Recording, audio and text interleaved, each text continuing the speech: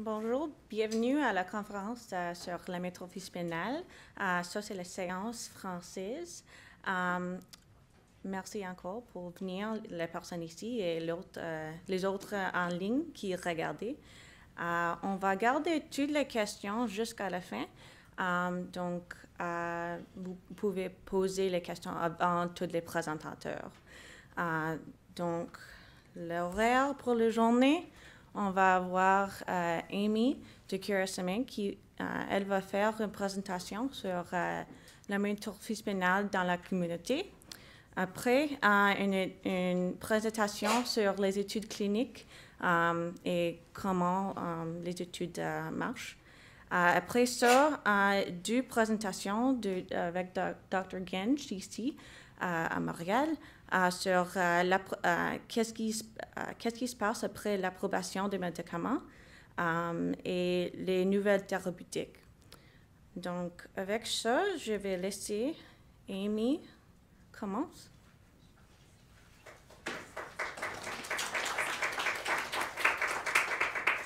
Bonjour, ça me fait plaisir d'être ici, de voir qu'il y a beaucoup de personnes. Merci. Oui, effectivement, mon nom, c'est Émile Loignon. Je suis coprésidente de QRSMA Québec avec Isabelle Boudreau, qui est l'autre présidente. Je vais vous expliquer un petit peu les débuts, parce que je pense que c'est quelque chose qui est encore peu connu ici au Québec. En fait, ça a commencé aux États-Unis il y a environ 30 ans. Ça s'appelait Families of SMA Canada. Ça a été fondé par 3 familles qui se disaient, ben nous, on a des enfants et il n'y a aucun espoir, il n'y a aucune recherche qui se fait. Alors, qu'est-ce qu'on fait? Mais on se met ensemble, on finance nous-mêmes la recherche avec des levées de fonds. Et c'est comme ça que ça a commencé, ça a débuté. Et le but était vraiment de trouver un remède pour l'amyotrophie spinale. Et ils ont réussi. On est rendu là aujourd'hui, ce qui est intéressant à savoir. Alors, en 2000, Families of SMA Canada a été fondée ici au Canada, dans l'Ouest, parce qu'ils se disaient, bien, finalement, il y a quelque chose aux États-Unis, mais on aimerait ça avoir quelque chose au Canada aussi. En 2011, ils ont restructuré la mission pour inclure le soutien familial. Alors, ce n'était pas juste la recherche, c'était aussi le soutien aux familles, aux individus qui étaient atteints à ce qu'ils avaient besoin dans leur quotidien. Ça peut être de l'équipement, ça peut être de l'argent pour des soins. Et là, comme ça s'appelait maintenant QRSMA aux États-Unis, il y avait une petite confusion. Ça s'appelait QRSMA aux États-Unis parce qu'ils ont changé de nom pour être plus en lien avec leur mission. Puis on s'appelait encore QRSMA Canada ici au Canada, Families of SMA, excusez-moi. Donc là, pour unir le tout, on dit, bien, on a changé de nom en 2017 pour QRSMA Canada. Et il y a à peu près 4 ans, moi-même, j'ai un fils qui est atteint de l'amyotrophie spinale qui a 5 ans. Là, au diagnostic, j'ai contacté QRSMA Canada parce que je cherchais de l'information ici au Québec en français, j'en trouvais pas. Je trouvais des choses en France, je trouvais des choses en anglais aux États-Unis. Puis comme je parle anglais, c'est vers QRSMA Canada que je me suis tournée. Ils m'ont donné une bourse pour aller à la conférence annuelle de QRSMA aux États-Unis, en Californie, cette année-là. Et ça m'a vraiment changé la vision des choses. Tu te ramasses avec 1000 autres personnes et des chercheurs aussi, à peu près 500 chercheurs qui y vont. Puis, je suis revenue au Québec toute passionnée de cette expérience-là, avec plein d'idées, et on n'a pas d'informations. On n'a rien en français. Alors, j'ai contacté d'autres parents que je connaissais, puis on a parti QRSMA Québec pour être capable d'avoir de l'information en français ici. Alors, depuis que QRSMA Canada a commencé, c'est quand même 3 millions qui ont été accordés en recherche au Canada depuis ses débuts et à peu près 1,5 million au soutien aux familles. La mission de QRSMA, c'est vraiment le soutien aux familles, donc dans le quotidien, en entraide parentale, c'est de financer la recherche et aussi de promouvoir l'éducation autant des médecins aux familles, aux médias. Des exemples de soutien, on voit ici quelques exemples. On a le car bed qui est à gauche. Le car bed, c'est surtout pour les types 1 que quand ils sont tout petits, mais comment tu fais pour transporter un enfant qui ne peut pas être assis sécuritairement? Il n'existait pas grand-chose et même que quand on l'achète, c'est très dispendieux. Alors QRSMA a fait l'acquisition d'à peu près 4 ou 5 car beds qui vont partager entre les familles qui n'en nécessitent. Il y a d'autres équipements comme ça qui peuvent être en prêt. Quand il y a un nouveau diagnostiqué, comme on voit dans le milieu, ils reçoivent une grosse boîte pleine de jouets, pleine d'informations, des cartables avec des feuillets sur la nutrition, l'orthopédie, tout plein d'informations, mais aussi beaucoup de jouets pour rappeler aux familles que ça reste un enfant. C'est pas juste une maladie, c'est un enfant, il a besoin de jouer, il a besoin d'être aimé. D'autres exemples de soutien, on a lors d'hospitalisation. On sait toutes que quand un enfant ou un adulte est hospitalisé, ça coûte cher en frais de stationnement, en frais de repas à l'hôpital, et que pendant ce temps-là, bien, les gens ne travaillent pas, ils n'ont pas de revenus qui rentrent. Alors que récemment, Canada offre un petit peu de soutien financier lors d'hospitalisation. D'autres exemples de soutien, on a aussi, il y a un papa qui m'avait contacté, moi, parce que même dans les hôpitaux, il m'avait dit, ce monsieur-là, il venait de Rimouski, puis il m'avait appelé en pleurant quand il a su qu'il y avait d'autres familles au Québec. Il dit, on m'avait dit, puis c'était suivi dans un grand centre, on m'avait dit qu'on était tout seul au Québec, qu'il n'y en avait pas d'autres. Ça, là, ça m'a vraiment touchée. Ça me dit, et c'est exactement pour ça que ça existe, c'est d'avoir une communauté, de pouvoir se parler, partager entre nous, savoir qu'il y en a d'autres qui vivent ça, puis avoir des trucs aussi. Si on regarde encore, il y a une histoire qui m'a particulièrement touchée, si on parle de soins hospitaliers. Mais en Colombie-Britannique, il y a une famille dans le nord de la Colombie-Britannique. Leur enfant, un bébé d'un type 1 très atteint, il a été Air Medics et il a été transporté par avion à un grand centre pour des soins parce qu'il allait vraiment pas bien. Puis, je ne sais pas s'il y en a qui ont vécu l'expérience, mais dans ces cas-là, les parents ne peuvent pas suivre. Il y a juste la place pour l'équipe médicale et l'enfant dans l'avion. Et les parents sont restés loin, je ne sais pas si c'était une journée de route ou quoi que ce soit, et ils ont appris que l'enfant allait mourir. Et il n'y avait pas le temps de se rendre à côté de l'enfant, alors que récemment a arrangé d'avoir avec Air Canada un vol spécial pour cet enfant-là. Ils ont payé les frais pour que les parents soient avec l'enfant lors de son décès. Fait que ça fait partie de tout le soutien. Fait que c'est vraiment très individualisé. Ça va dépendre de que sont les besoins. Au niveau de la communauté, qu'est-ce qui est fun, c'est d'avoir des ressources, de pouvoir s'entraider, de jouer, d'avoir des amis. Et en Colombie-Britannique, il y a un camp, le camp Cure SMA, qui est dans l'ouest. Fait qu'on voit tous les beaux visages, puis on a tout le goût d'aller là-bas. Hein? Ça a l'air vraiment le fun. On a aussi, ils vont en randonnée en montagne, qui placent les gens dans des genres de hamacs métalliques, puis là, ils peuvent faire de la randonnée en montagne avec. Fait qu'ils trouvent tout plein de solutions pour rendre les jeux accessibles. Il y a du vélo adapté, la randonnée en montagne, quand je dis du kayak adapté. Ils réussissent à rendre tout plein d'activités le fun. Ça, c'est un camp qui est annuel dans l'Ouest. Et on a parti, il y a quelques années, le camp Est, qui se tenait en Ontario, qui était ouvert à tout le monde de l'Est de la province. On fait des jeux intérieurs, des cours de drame, des activités spéciales, des théâtres, des danses. Et pour la première fois l'année passée, on a tenu le camp Est au Québec. Parce que, justement, il y avait des gens qui ne parlaient pas en anglais, qui souhaitaient avoir quelque chose en français ici. C'est quelques exemples. Puis, si on regarde la photo du milieu, là, moi, j'ai tellement ri parce que durant cette game de soccer géant-là, il y a eu 3 têtes qui ont tombé. J'ai dit « Stop! » Il y a 3 têtes de tomber. J'ai dit « Il y a bien juste dans cet environnement-là que c'est normal, hein, que tout le monde... Il n'y a pas personne qui se tourne la tête parce qu'il y a une succion qui part ou quelqu'un est tout croche puis a besoin d'être placé. » On a des événements qu'on fait à l'occasion ou annuellement. Par exemple, il y a un pique-nique annuel. On a tenu une fin de semaine pour une dizaine de familles, une fin de semaine dans un hôtel à Québec avec plein de jeux, où là, on a pu passer et connecter pendant des moments. Puis, il y a toujours Noël. Et surtout le soutien, je dirais le parent à parent, entre individus aussi, c'est vraiment le lien qui fait le pouvoir entre les gens. Si on voit, c'est des amitiés, comme on voit à gauche, qui va durer. On a aussi le soutien parental et Je dirais aussi le soutien moral. On a un papa qui est, malheureusement, il s'est suicidé il y a quelques années. Il trouvait la tâche trop lourde. Puis, il y a ces d'autres parents qui sont venus justement le soutenir à ce moment-là. Fait que ça crée des liens très, très intenses pour autant les enfants que les adultes, que les parents. Au niveau du soutien, mais je dirais aussi éducation, il y a CureSMA qui fait des guides. Donc, des guides d'information, des fois qui sont bons pour mettre aux médecins, parce que c'est pas tout le monde qui a un neurologue, c'est pas tout le monde qui a quelqu'un, un médecin de famille ou un médecin de première ligne qui est connaissant sur la myotrophie spinale. C'est une maladie qui est rare, mais quand même assez commune.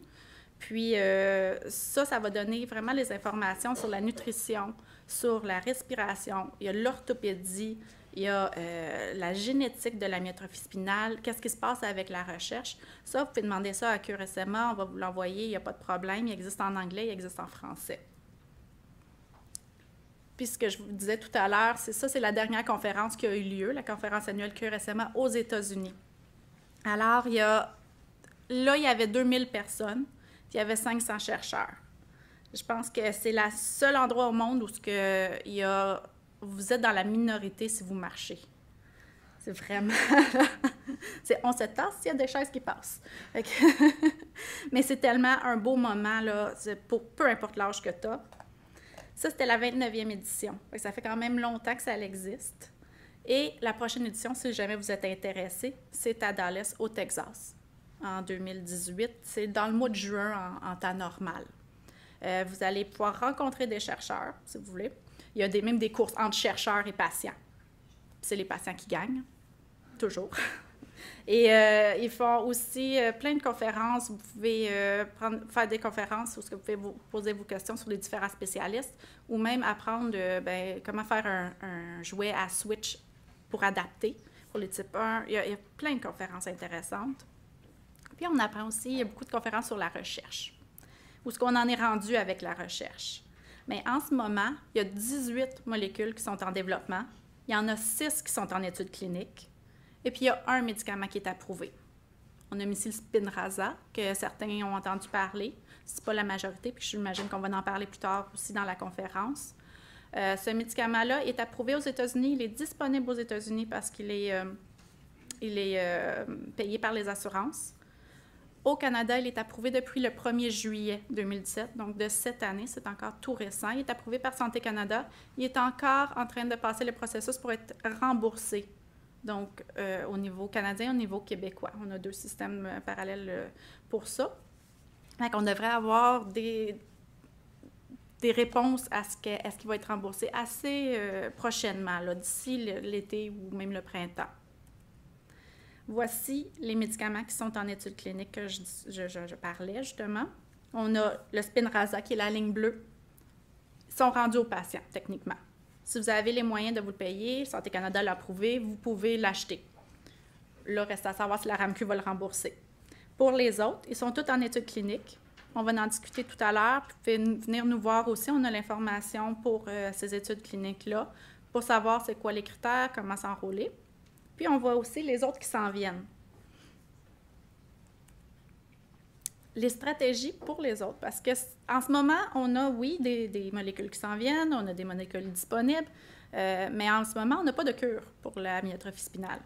On a de différentes stratégies pour venir pallier, mais ça va peut-être être une combinaison de tout ça qui va faire une cure, ou peut-être que la cure s'en vient encore. C'est pour ça que c'est encore important de venir financer la recherche, c'est qu'on n'a pas fini. Puis ça, c'est les 6 stratégies, en gros, qui sont employées, qui sont en recherche en ce moment. Donc, un neuroprotecteur, comment protéger les neurones pour pas qu'ils viennent se dégrader. Est-ce qu'on peut activer la protéine manquante? Est-ce qu'on peut en faire plus? La modulation, est-ce qu'on peut... c'est comme une phrase. La protéine, c'est comme une phrase, puis il manquerait un mot. Est-ce qu'on est capable de la compléter pour que le corps sache quoi faire avec? Il y a la thérapie génique qui vient vraiment remplacer le gène défectueux. Puis il y a l'optimisation des muscles. Parce que peut-être qu'on va travailler sur les neurones, mais on va découvrir que les muscles sont affectés aussi. Est-ce qu'on aurait besoin d'optimiser ça? Est-ce qu'on a besoin de plus de force? Pas juste les neurones. Puis, ce qui risque d'être le plus probable, c'est qu'on va avoir besoin d'une combinaison de ces thérapies-là. Aussi pour les plus vieux que les plus jeunes, Parce que présentement, si on regarde les statistiques, c'est à peu près 50 % qui sont des types 1.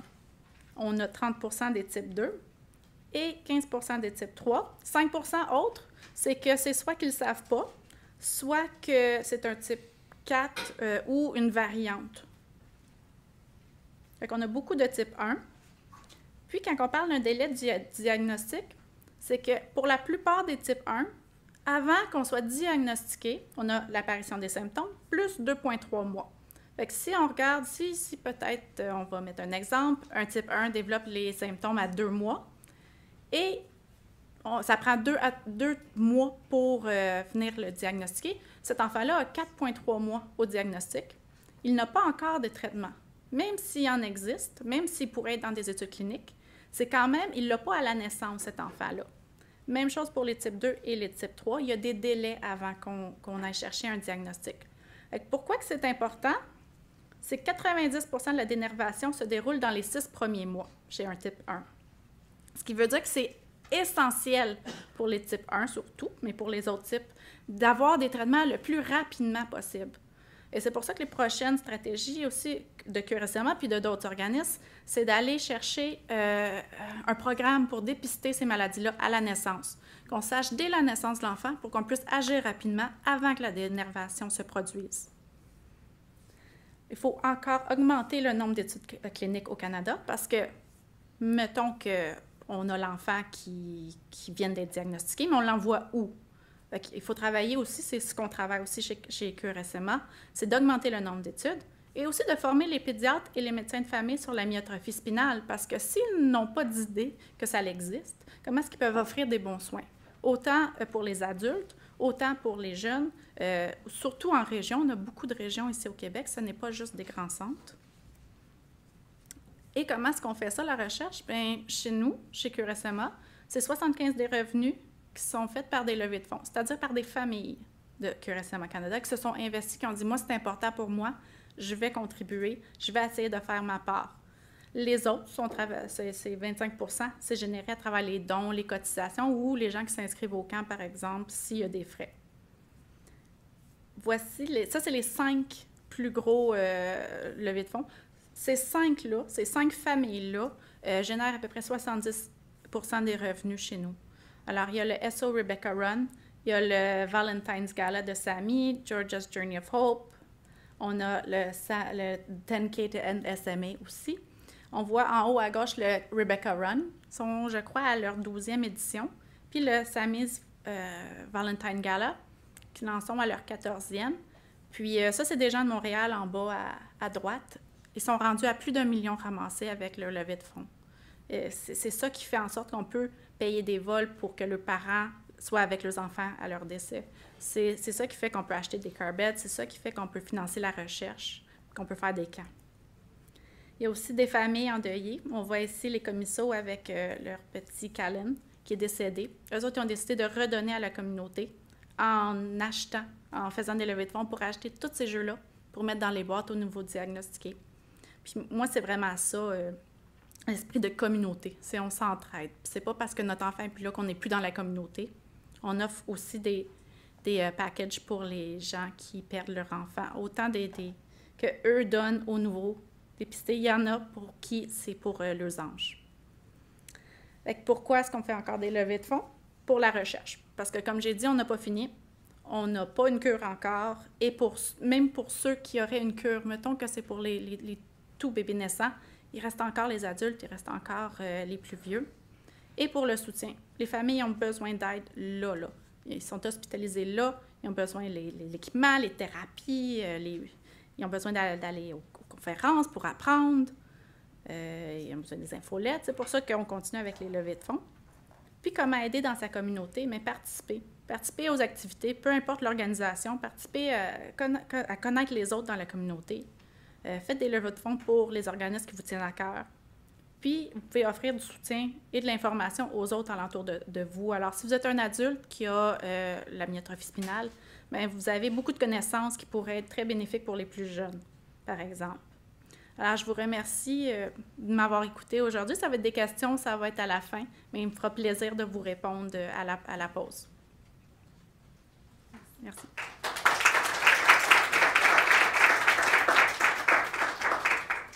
Merci, Amy.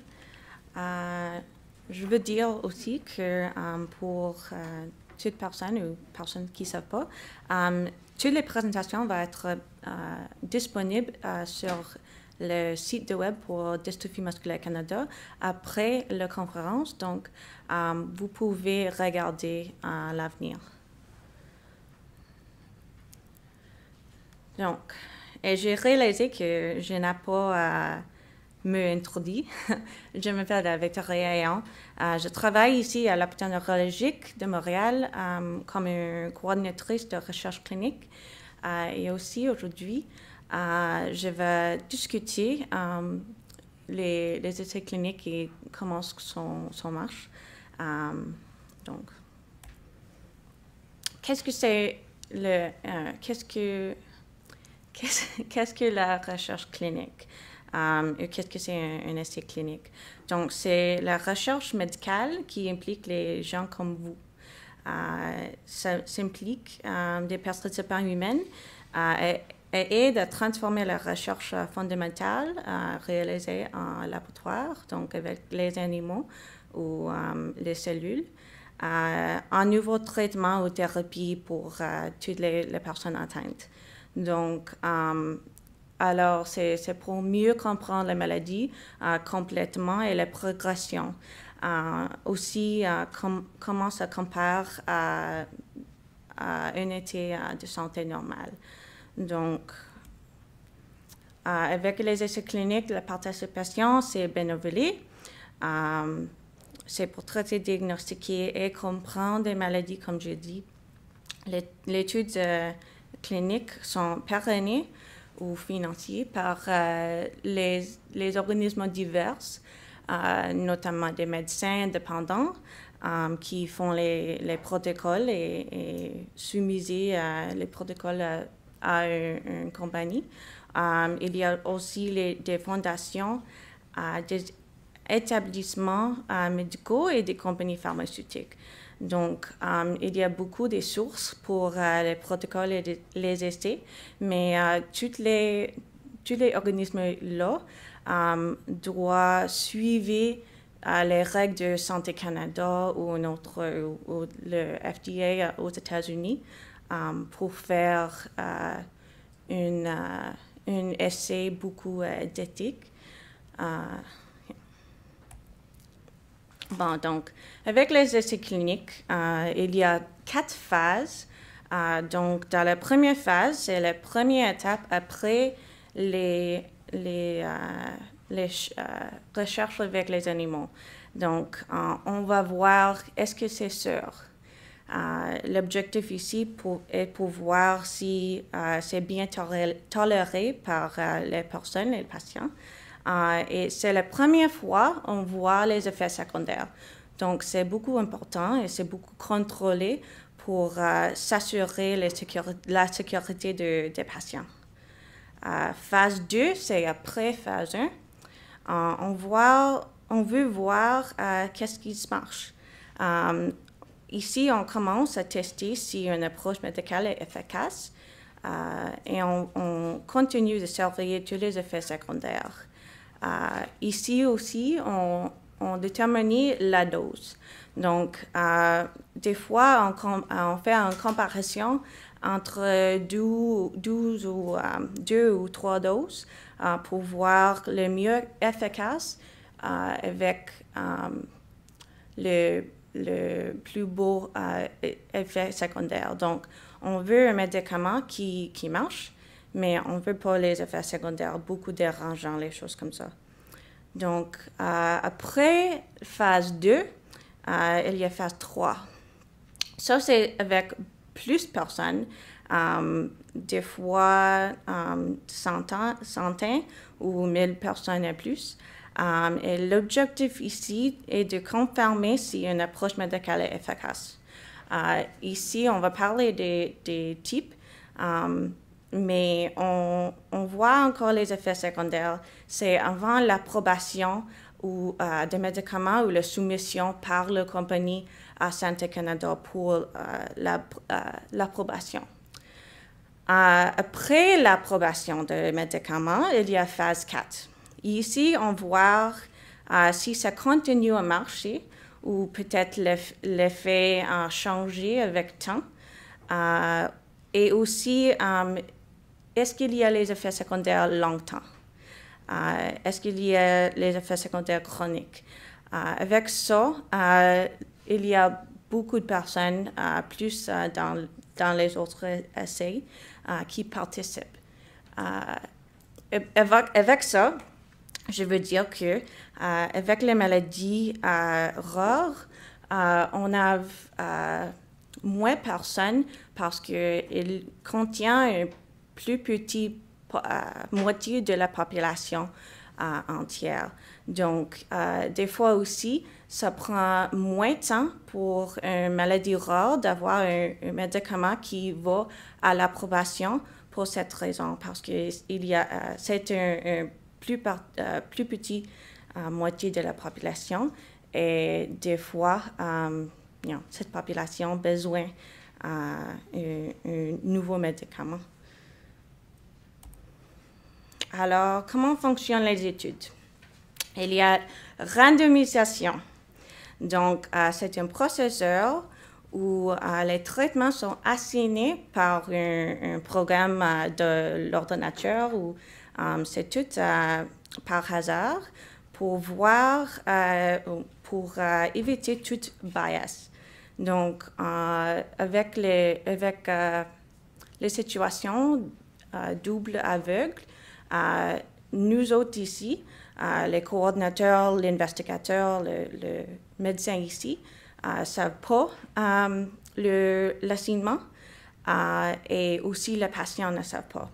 Et c'est pour voir s'il y a un vrai effet. On ne veut pas avoir les bias. Bon. Les études essais cliniques aussi, la moitié du temps avec la phase 3 compare un nouveau traitement à un traitement existant aussi. Donc, on veut voir si le nouveau traitement est aussi efficace ou meilleur que le traitement existant. Dans les autres types d'études, il y a un placebo. Donc, les personnes randomisées sur placebo ou le traitement. Et le placebo, c'est un pilule sugar pill. Et c'est un produit inactif qui ressemble au produit testé, mais sans valeur thérapeutique. Et encore, c'est pour voir s'il y a un vrai effet avec le médicament.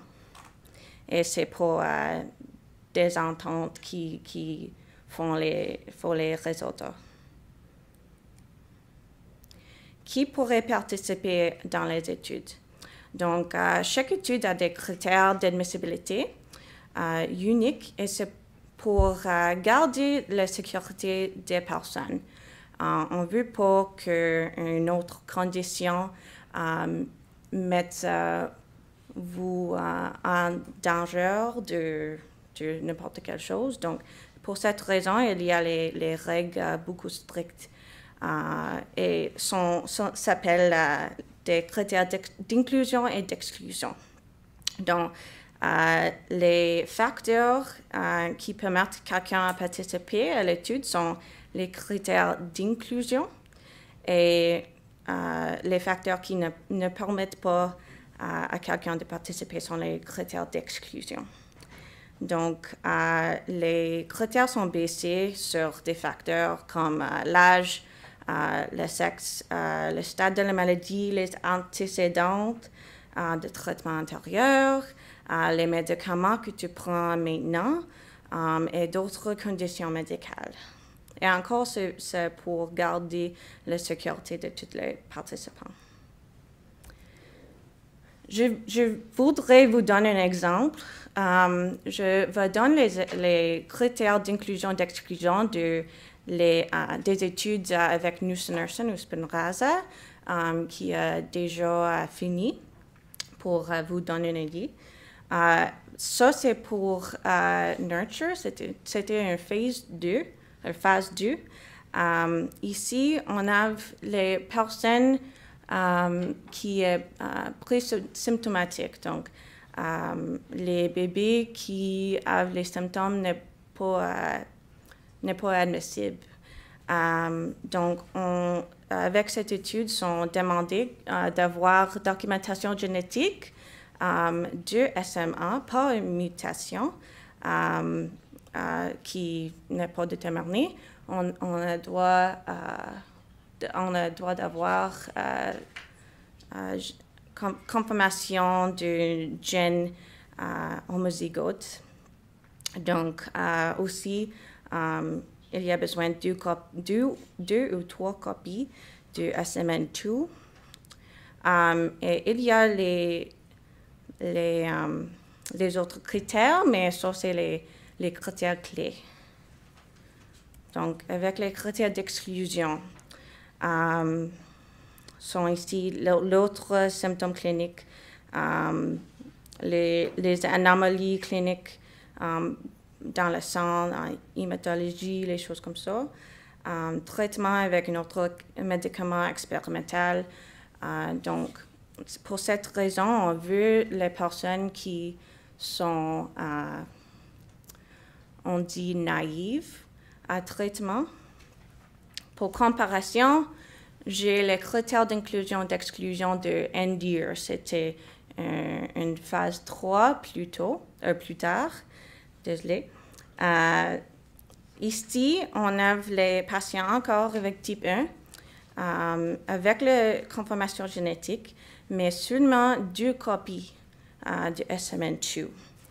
Ici, il y avait les autres critères moteurs de pensée.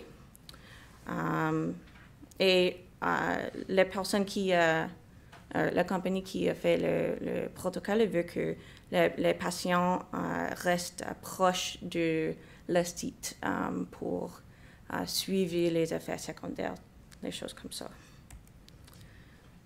Les critères d'exclusion sont similaires ici, comme l'autre, mais encore, il y a plus qui est listé sur clinicaltrials.gov.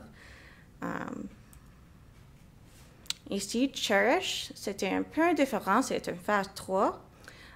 Ici, on a les patients d'âge 2 à 12 qui ont la confirmation génétique, mais c'est pour type 2 seulement. Et ici, les personnes ont les symptômes compatibles avec le SMA à l'âge de plus de 6 mois. Donc, les patients qui ont les symptômes avant ne sont pas éligibles. Donc, avec ça, il y a les critères moteurs avec le Hammersmith et encore les autres choses d'exclusion. Ici, sont dit que l'insuffisance respiratoire, c'est un problème pour participer. Donc, ça veut dire que il y a beaucoup de critères et chaque protocole est différent. Donc, je dis tout le temps que si vous n'êtes pas admissible pour cet essai, peut-être il y a un autre que vous pouvez rentrer.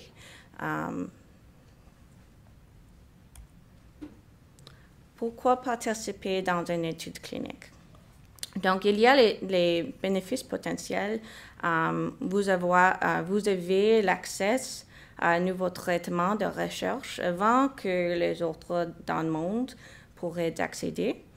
Vous pouvez,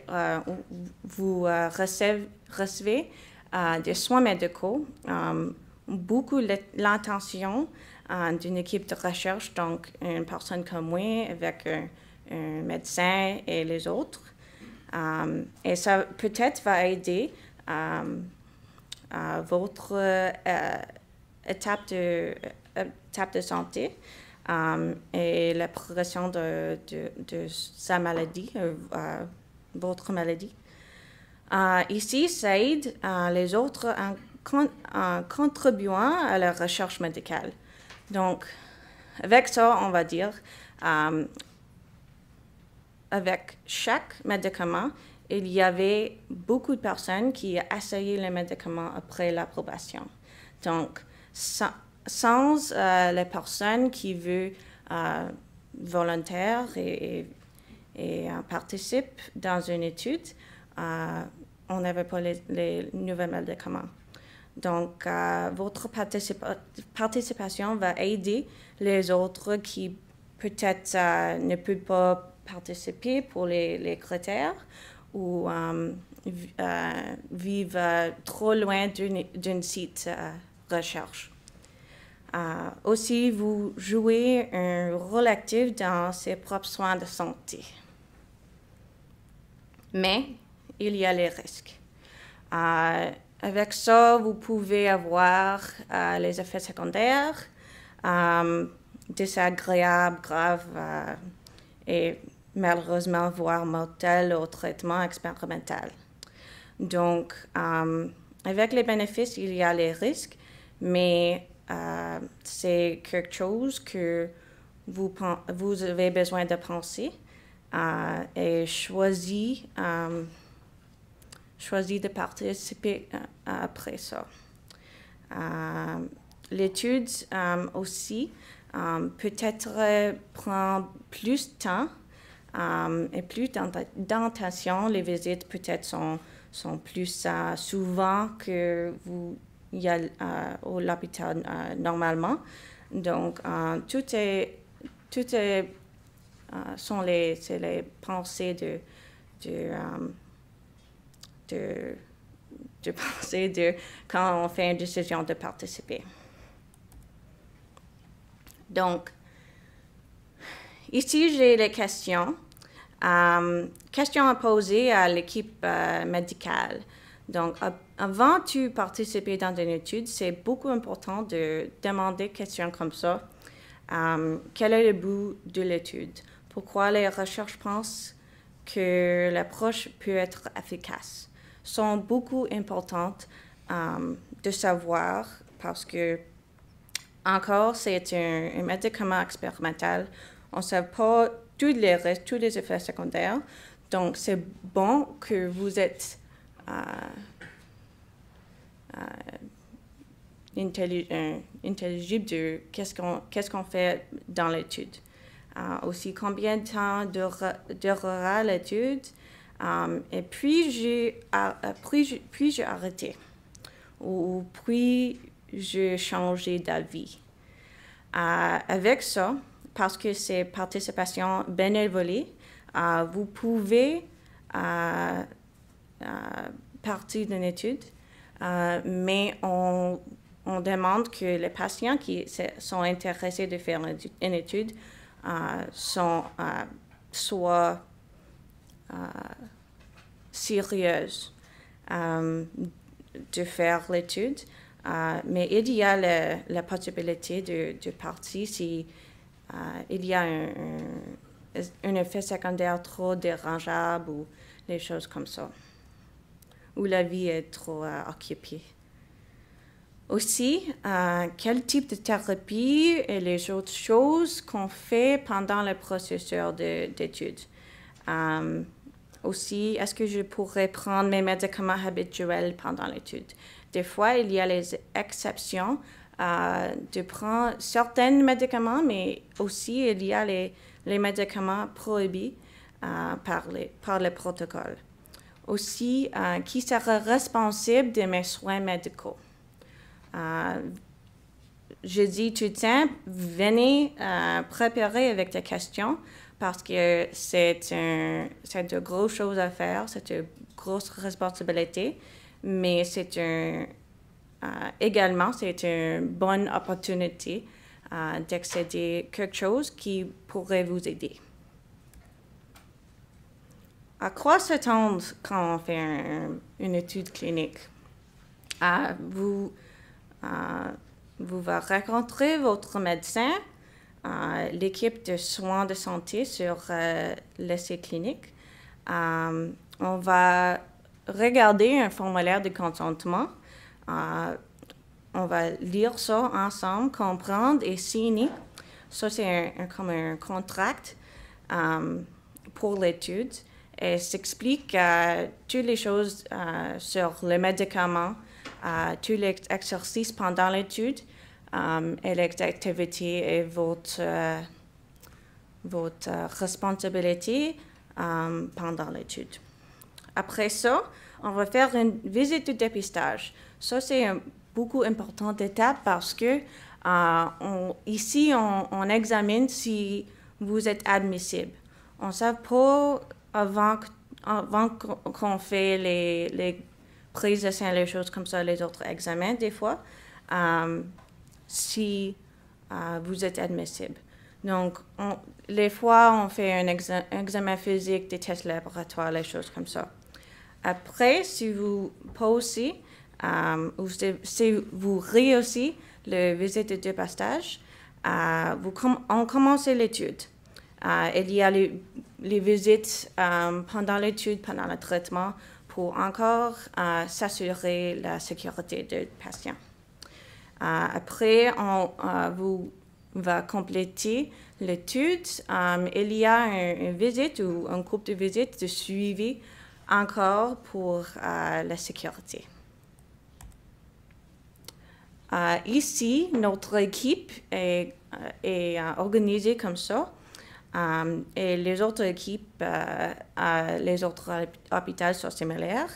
On a les neurologues, les évaluateurs pour quelques questionnaires, examens, les choses comme ça. Des infirmières qui font les prises de sang signes vitaux, les échocardiogrammes si ça a besoin par protocole. Et aussi des fois des images, donc IRM et choses comme ça, mais ça dépend sur le protocole. Et les personnes comme moi, les coordinatrices d'études,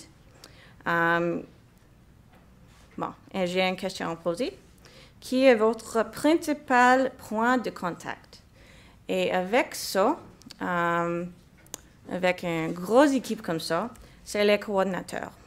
Nous organisons avec les autres personnes et communiquons tout le temps avec le neurologue pour vous prendre soin et s'assurer que vous êtes sûr et en bonne manière de continuer. Comment puis-je participer? Vous pouvez contacter votre médecin et renseignez-vous sur les études en cours. Vous pouvez visiter notre site web et parler avec un coordinateur. S'il y a les sites plus proches à vous, vous pouvez trouver l'information. Et ici, le site web clinicaltrials.gov donne toute l'information sur les études faites dans Amérique Nord. Donc, tous les critères d'inclusion et d'exclusion, toute l'information sur le bout des médicaments, les choses comme ça. Et vous pouvez trouver les sites sur cet site web aussi, les sites qui participent dans l'étude. Bon, merci.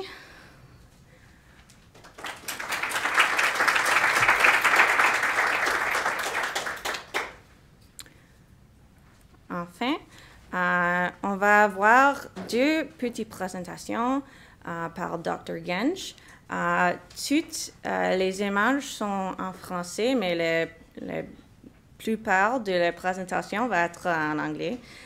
S'il y a quelque chose qui n'est pas clair, on avait une table ronde après et on pourrait répondre aux questions dans les deux langues.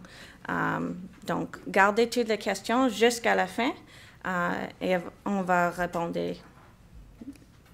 Then. Bon, donc, Dr. Gensch. And we'll really talk about a lot of different things in the next half an hour. It is extremely important to understand that for those of us and those of you who have lived this disease in whatever way you currently do for the last 20, 30, 40 years, that this is an extraordinary time. And many people look at this as a huge, complete shift in how we can treat a number of diseases. So in some ways, your battles are everyone's battles, whether the patients and people you know have muscular dystrophies or Alzheimer's disease or ALS or rare ataxias. This battle that you've been fighting and you're starting to win is something that everyone's celebrating because it's that important.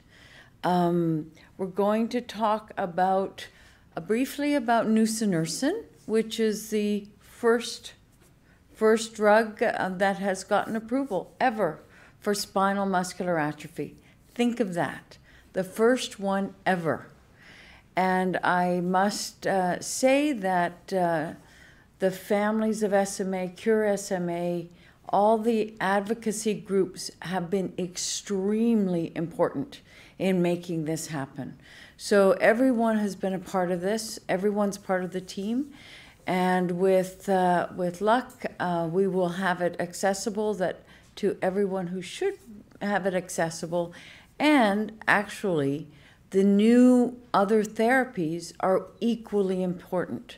So as hard as it is right now to feel like we're waiting or we're needing for things to happen, please remember that this is the first, not the only. And we have other things coming because there will be people who have waited for 30 years who will not be able to use the first drug, but may be able to use the second, third, and fourth drugs. So let's look at it in those terms as I cover my slides. So this is about, the first few slides are about Spinraza. I don't really need to tell most of you about this.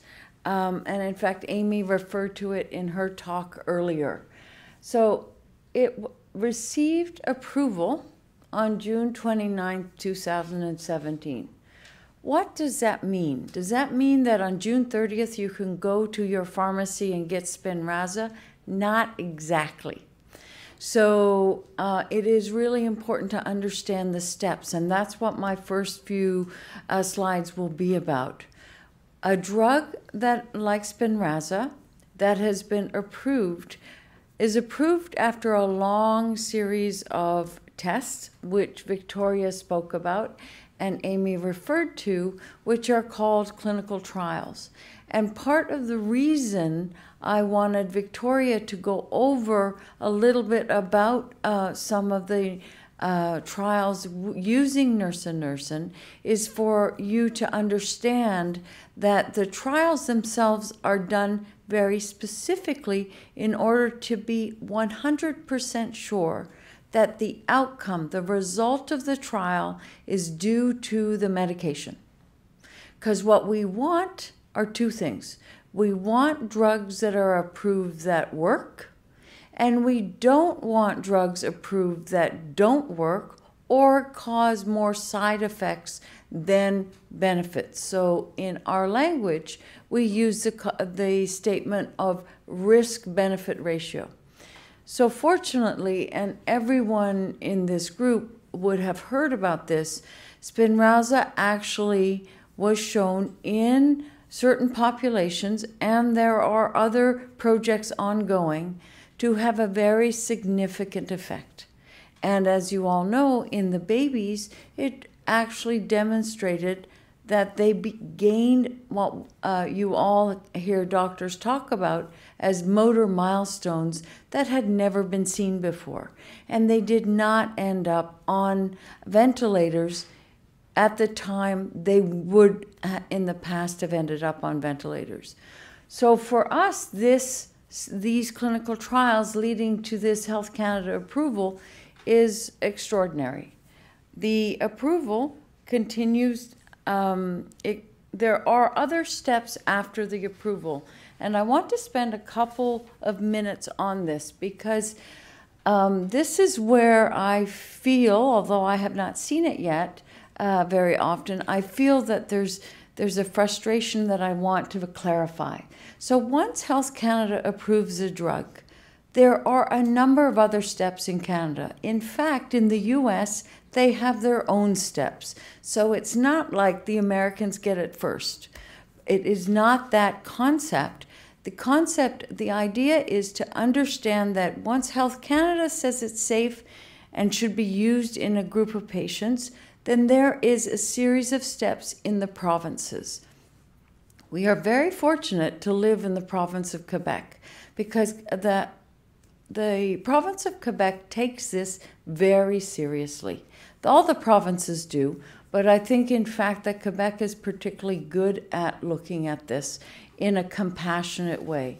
I also believe that there is a really important role for patients in this process we're in the middle of now. So what happens with nusinersen or any drug that is approved by Health Canada is that in Quebec, a committee called INESS, INESS, which is the Institution for Excellence in Health and Social Services, reviews the drug. In this case, it's a drug, it's an injection. It goes into the fluid around your spinal cord. And that drug review process, it's done very seriously. The group at INESS involves experts in the disease from around the province. So several of my colleagues have been contacted to get their input. It involves some individual patient input, and patients are allowed to input in a formal and informal way to INESS to state how important a drug is to them. And then these first 3 panels are the panels that are in process right now in Quebec. So at the end of the review process, INESS makes a recommendation. So this committee makes a recommendation. The recommendation is quite straightforward. They recommend whether or not it goes on formulary. And what we mean when doctors talk about formulary and the healthcare system talks about formulary, that means that the government of Quebec, the provincial government's healthcare system, will cover some aspect or all aspect of the drug. So it's approved by Health Canada, but the real access to a drug in the provinces depends on whether or not the drug is approved by the provincial organization to be on formulary. That's the key. That's actually when your access process really starts to kick in, because we're allowed to prescribe it as physicians as soon as it is approved by Health Canada. But we as physicians cannot help you cover the cost of the drug, and we can help you cover the delivery of the drug. And in fact, the companies can do it through a small number through special access programs, but they also can't do anything without the steps that come before them, which is the physician prescribing the drug and a system in place for them to help you get the drug. So getting it on formulary is critical. It makes it fair. It makes everybody get access if the access is given. One other thing INESS does is it determines the conditions by which a drug will be covered by the provincial organization. In our case, and I'm going to use the Quebec short forms, it's RAMQ, which is the same group that covers your physician visits. It's that part of the health ministry that actually determines with INESS what conditions apply. And what I mean by conditions are who gets a drug and what has to happen for a patient to get a drug. So let me use a different example than SMA. Because SMA, we don't know what the conditions or the rules will be yet. It may be that everyone with SMA will have access to Spinraza through RAMQ. It may depend on what age it starts. It may depend on how many copies you have. It may depend on what you're able to do. There are lots of things that may come out. It may go on formulary, but with conditions. Okay, so that's what we're waiting for through this process. Another disease that we deal with a lot is something called multiple sclerosis. So multiple sclerosis has many drugs now. When I started working as a neurologist, there were none. So in 25 years, we've gone from none to 12, which is what I expect in the next 25 years for SMA. And the way it works is that each drug that comes along in MS, the same process applies. INES has a recommendation. It goes to RAMQ. It goes to the next steps, which is another organization called the Pan-Canadian Pharmaceutical Alliance, and that's the negotiation for cost and things like that. And with MS, now that there are 12 drugs, if a new drug comes along, the Quebec government says you have to have tried drug 1, drug 2, drug 3 before you get drug 4. Or, in the case of a brand new drug that just came out, called ocrelizumab. Sorry, there's eculizumab, ocrelizumab. For a type of multiple sclerosis, that drug is getting what we call first line and second line positioning in the province. That means that for this particular drug, if you have a certain kind of MS, you get to have the drug without having to go through any other drugs first. So SMA right now with Spinraza, there are no other drugs. So the conditions won't be connected to what drugs you've tried before Spinraza, but rather there may be conditions about where you are with SMA.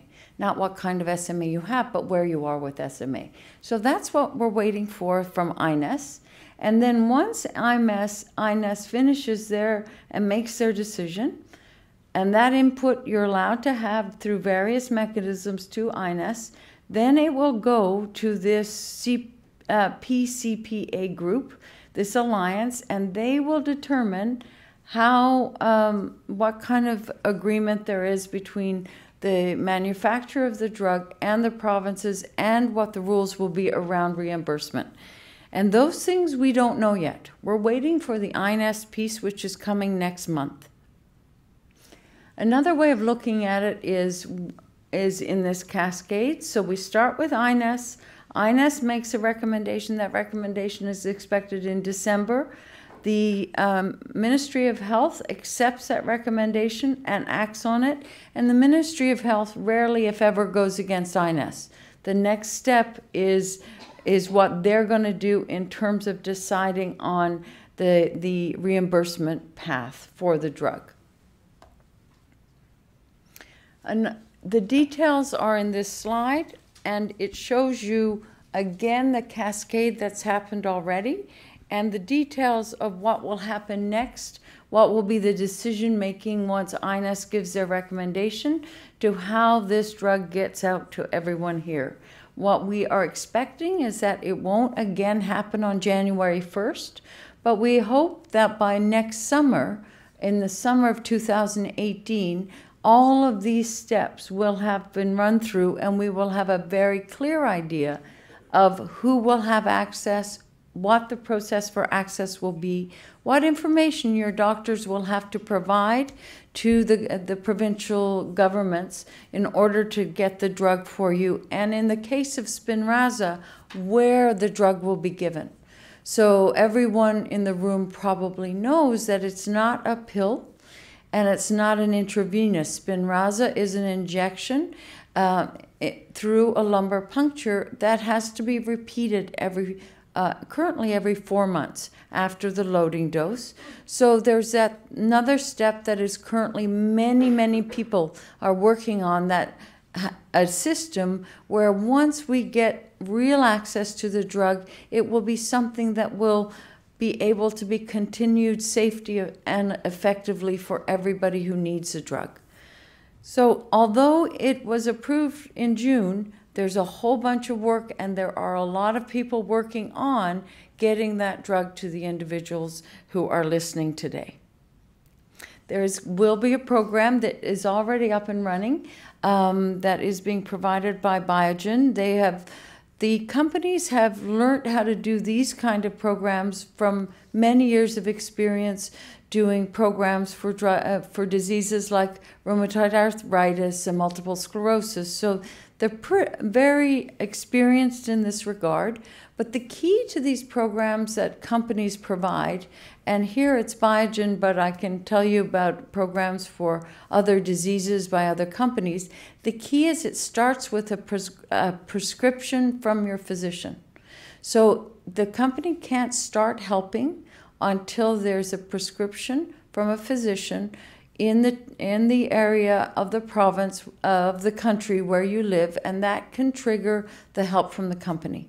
So in this case, it's called 360 Canada, and once this, and the physicians who will be mostly prescribing this, because it won't be every family doc who's going to do this. This is going to be neurologists, pediatric neurologists, anesthetists, people in hospitals or associated with hospitals that are used to doing lumbar punctures who will be involved in this.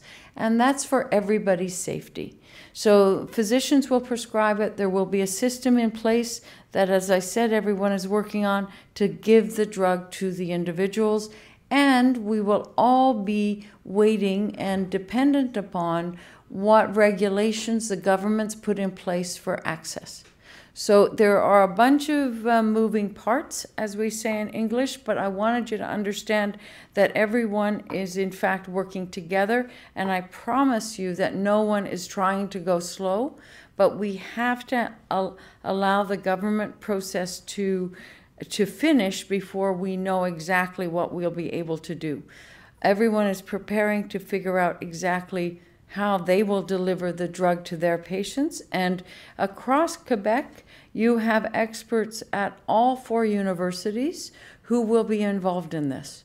There are neurologists at all the 4 universities, Sherbrooke, Laval, U of M, and McGill, who are invested in helping patients with SMA get Spinraza. So you're not going to be forced into one place or the other. No one will have to go to Ontario or the States to get Spinraza. We will, however, have to follow the system that's set up in Quebec. And if you're in Ontario or in the rest of Canada, it's a system that will be set up in your individual province. So that's the story of Spinraza. So it's approved. There's a lot of work being done. There's still time if you really feel your voice needs to be heard. It really needs to be directed at the government agencies now and through Cure SMA, through other patient advocacy groups. This is the time. Decision will be made in the next month as to how this system is going to go forward.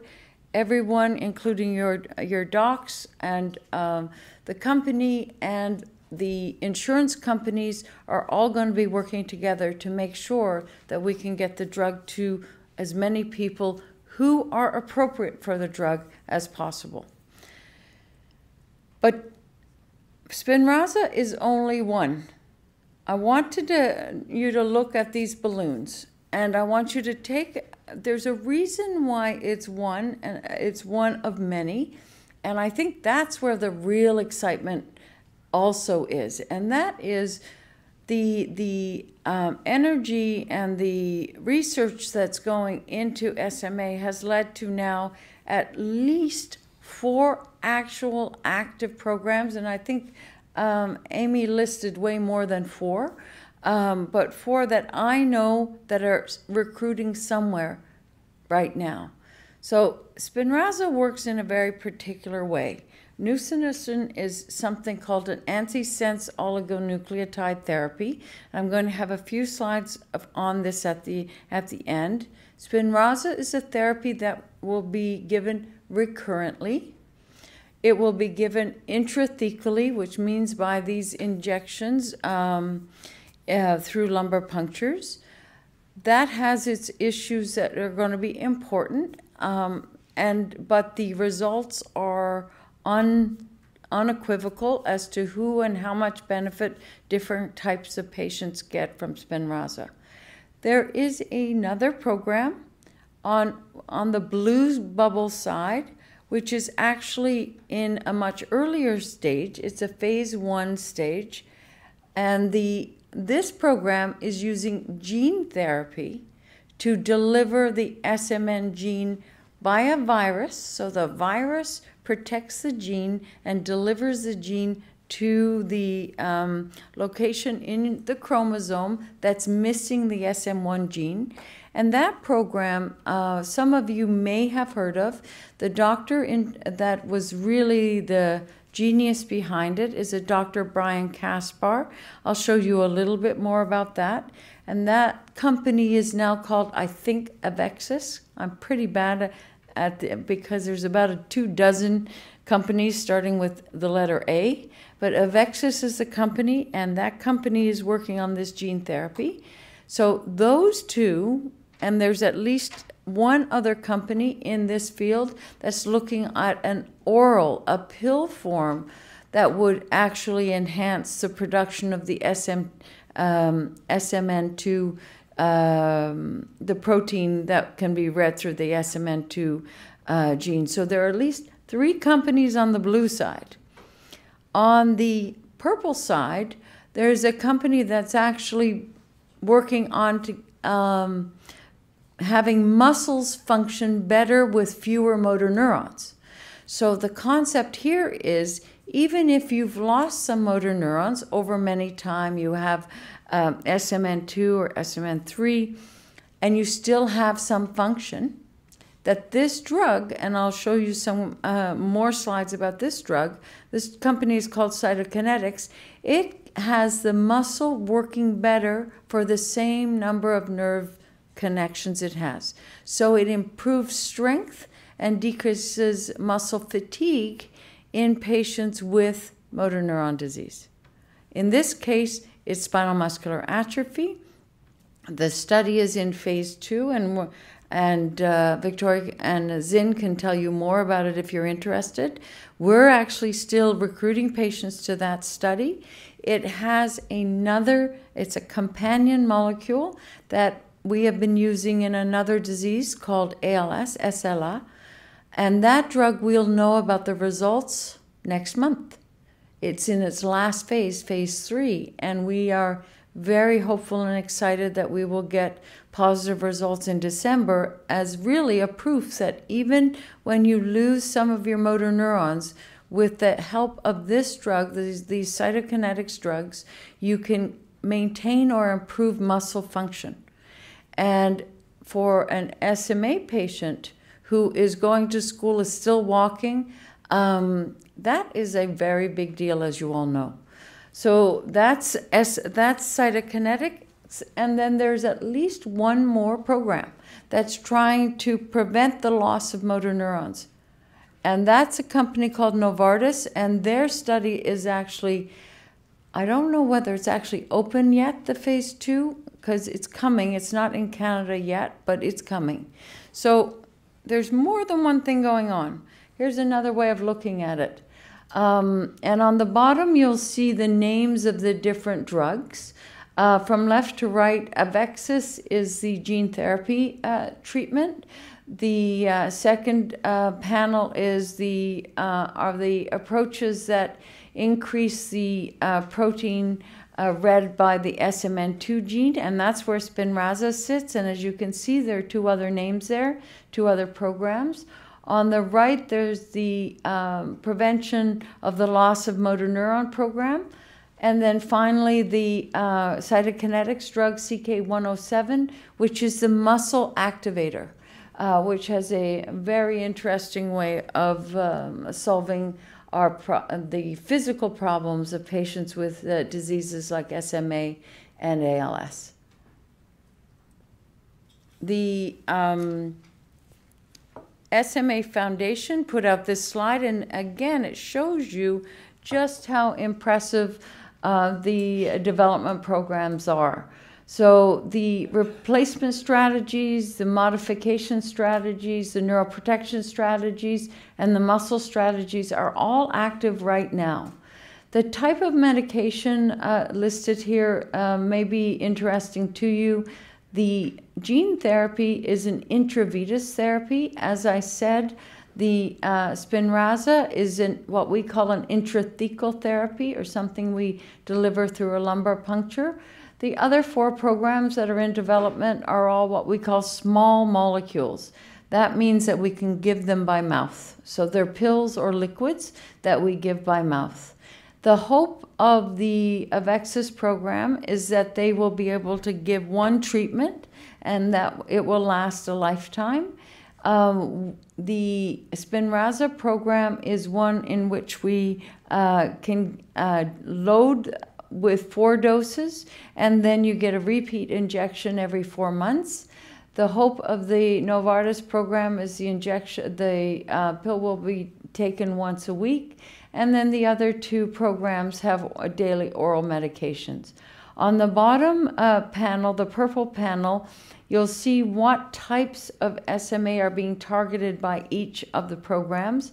Everything from type 1 only with the gene therapy to type 2 to 4 with the tirasemtiv, the Cytokinetics drug CK107.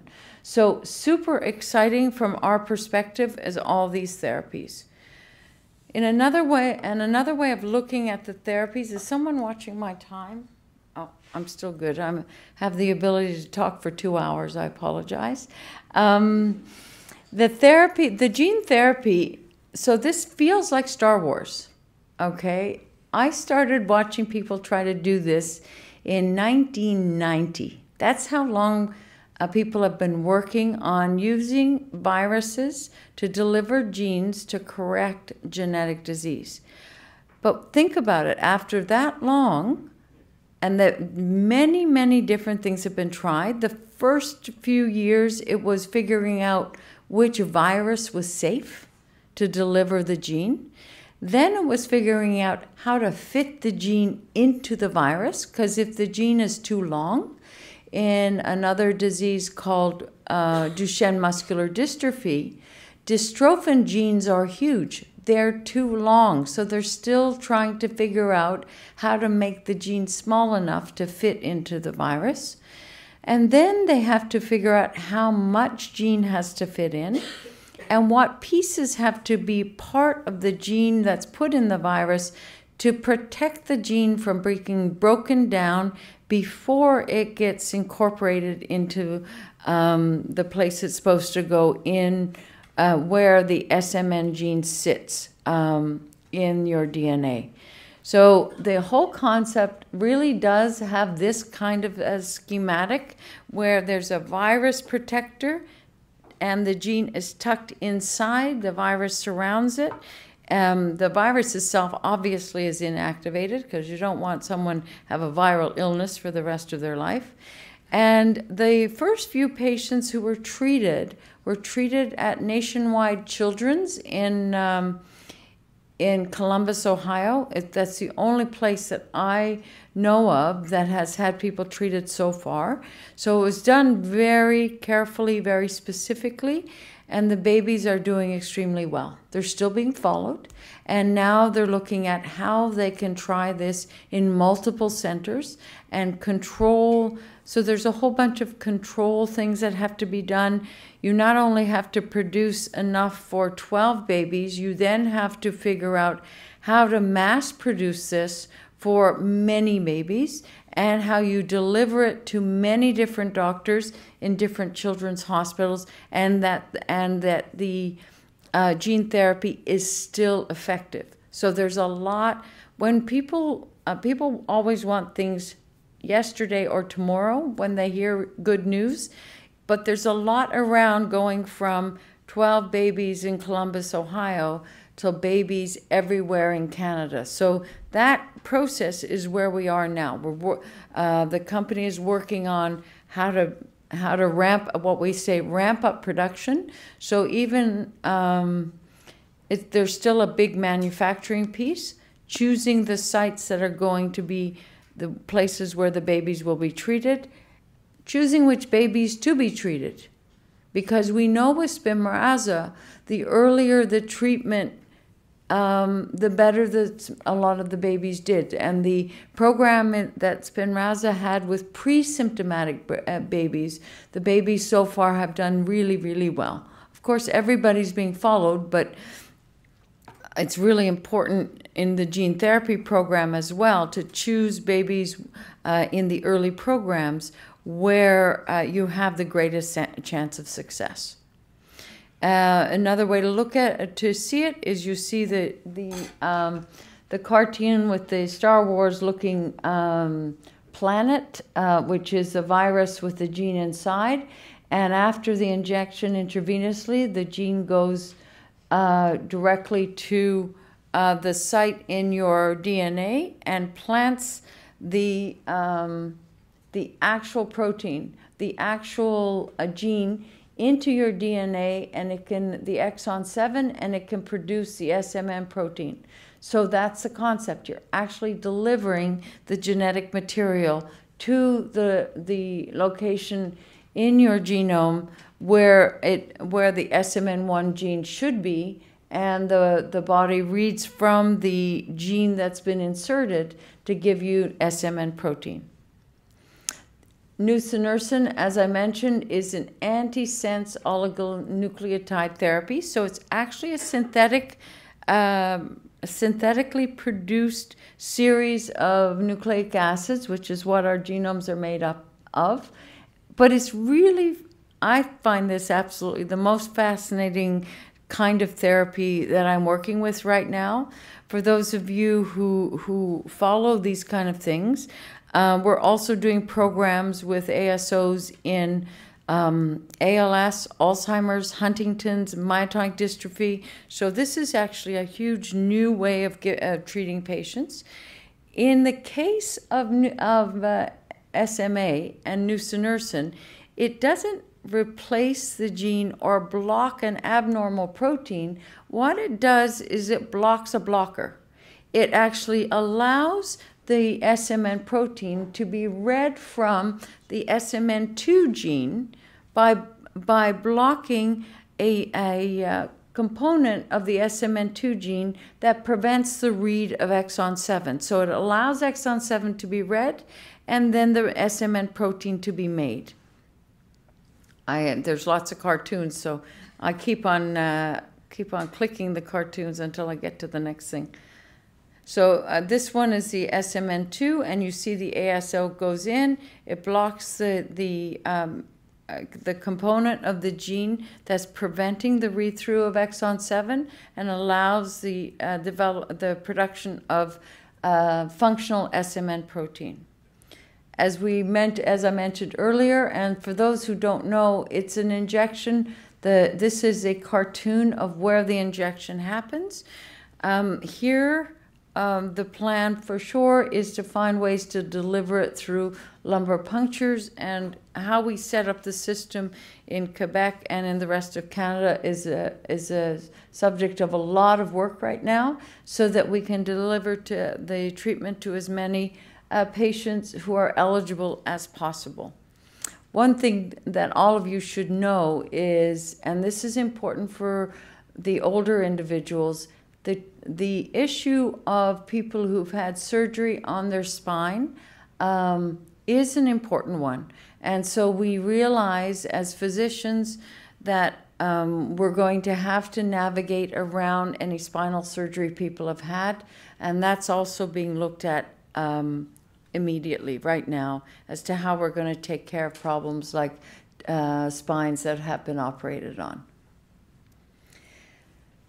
I'll show the last couple of slides because I want to leave time for questions. And these are just those of you who have been reading the news. This is what matters to us.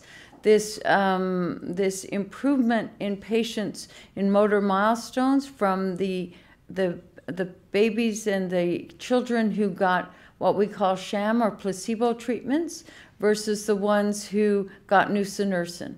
So the improvement was dramatic. It was not 100%, and we're trying to understand why it's not 100%, but certainly these kind of results in an SMA as a grand slam home run. Another way of looking at it is this kind of graph, and you can see the pre-symptomatic infantile onset with 2 or 3 copies of the SMN2 gene, how well they did in their milestones with pre-symptomatic therapy.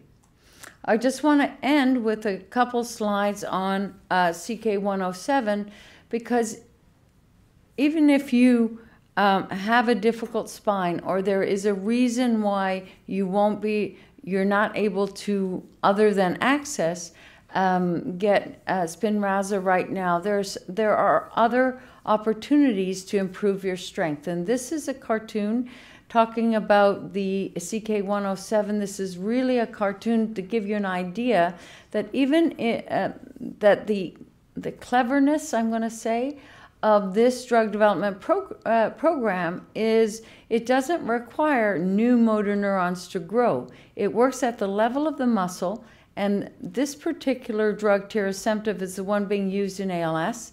The one being currently tested in SMA, I refer to as CK107. And what it does is it attaches to a really important part of our muscle. Muscles are beautiful, by the way. Muscles have beautiful architecture. They're very regular, and they're just as beautiful when you look at them in a muscle biopsy. And it targets a particular complex in muscle, and what it does is it prevents the release of calcium from this fast-skeletal troponin complex once the muscle is activated, and by doing that, it improves the muscle force and it improves fatigue. So in actual fact, drugs like this is the first program that I'm aware of that's been this successful, will be able to be used whether or not you're on Spinraza, if we prove it's effective in the clinical trials. So the concept is that if one drug or one therapy gets you partway, there are other ways that we will add on therapies that may improve your strength even further.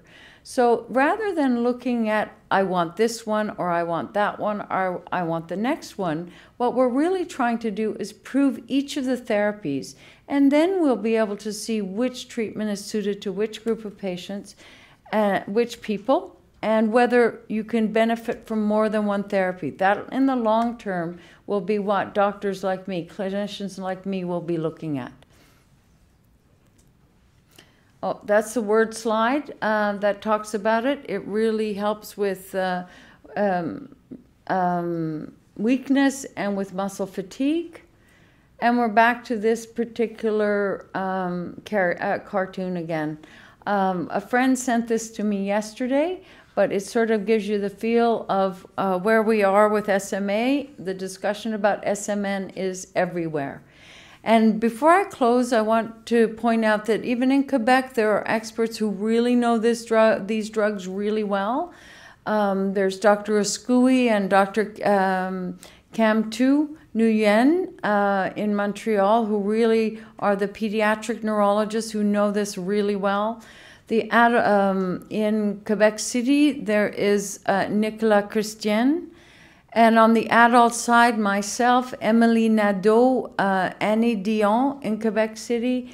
And in the U of M, there's Geneviève Matt and Stéphane Botez. So there are a number of physicians around the province who are really there with you as patients. And we're going to be there following this very, very carefully and making sure that as soon as we know who we can prescribe the drug for, we'll be able to help you. So if you're out in the community and haven't seen a neurologist in 10 or 15 years, maybe time to check back in to make sure that you reconnect so that you can be up to date on what can help you.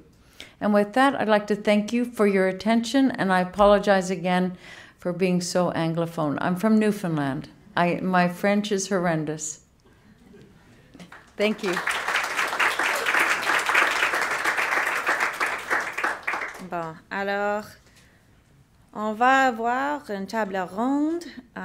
Tous les présentateurs, Amy, si vous pouvez venir. Et Marie-Hélène Baudic va prendre les questions de l'audience et les personnes qui regardaient en ligne. Donc, je vais poser le microphone à Marie-Hélène pour poser des questions et on va répondre en français à toutes les questions. Donc, Marie-Hélène. Alors, si vous avez des questions, vous avez juste à me les poser. Moi, je vais les répéter au micro pour le bénéfice des gens qui assistent par webinaire. Est-ce que des questions? Est-ce que le prix de Spinraza, est-ce que le fait que le prix élevé de Spinraza soit un enjeu pour l'acceptation par l'INES? There are layers of pricing. So, c'est probablement, si nous regardons l'autre médicament très spécial, si, avec le INES, fait une décision pour négocier le prix. Et après ça, normalement, c'est une split.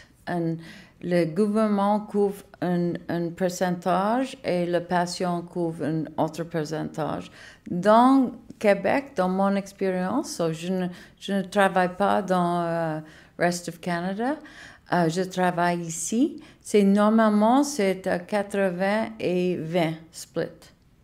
Mais si vous avez assurance, c'est possible, c'est différent.